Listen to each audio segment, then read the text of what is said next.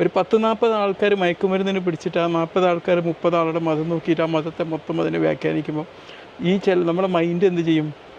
ആ ഒരുപാട് ബാക്കി എല്ലാ ആസ്പെക്ട്സും ഫിൽട്ടർ ചെയ്തിട്ട് ഈ അപകടകരമായിട്ടുള്ള ഇതിനനുസരിച്ചിട്ട് പ്രത്യേകിച്ച് ആ പർട്ടിക്കുലർ സംഭവത്തെക്കുറിച്ച് ഒരു വ്യാഖ്യാനം ഉണ്ടാക്കും. അത് ഒരുപാട് പേരിൽ മൈൻഡ് സെറ്റായി മാറുകയും ഇത് ഇങ്ങനത്തെ മതമാണ്, ഇത് ഇങ്ങനത്തെ സംഭവമാണ് എന്ന് പറഞ്ഞ് വ്യാഖ്യാനം ഉണ്ടാക്കുകയും അതൊരു ഭയത്തിൻ്റെ അന്തരീക്ഷം ഉണ്ടാക്കുകയും ചെയ്യും. അതിലൂടെ അപ്പോൾ നമ്മളാണ് ഉണ്ടാക്കിയെടുക്കുന്നത് ഒരു അച്ച്. നമ്മൾ എന്തതിനെക്കുറിച്ചാണോ അഭിപ്രായം പറയുന്നത്, എന്തിനെക്കുറിച്ചാണോ വിശ്വസിക്കുന്നത്, അതെങ്ങനെ കാണുമെന്നുള്ള അച്ച് ഉണ്ടാക്കിയെടുക്കുന്നത് നമ്മളാണ്. അത് നമുക്ക് സോഷ്യൽ സാഹചര്യങ്ങൾ തരുന്ന ഒന്നല്ല, അല്ലെങ്കിൽ അതിൻ്റെ റിയാലിറ്റി നോക്കിയിട്ടുമല്ല നമ്മളത് വ്യാഖ്യാനിക്കുന്നത്. യഥാർത്ഥത്തിൽ ഇപ്പം ഞാനൊരു ഈശ്വര സമർപ്പണത്തിലൂടെ സമാധാനം കൈവരിക്കുന്ന ഒരു റിലീജിയനിൽ വിശ്വസിക്കുന്ന ആളാണ്. എല്ലാവരും ഈശ്വര സമർപ്പണത്തിൻ്റെ പാതയിലാണെന്ന് വിശ്വസിക്കുന്നവരാണ്. അപ്പോൾ ചുരുക്കി പറഞ്ഞാൽ അങ്ങനെ ആ ഈശ്വര സമർപ്പണത്തിലൂടെ നമ്മൾ ഈശ്വരനിൽ സമർപ്പിക്കുമ്പോൾ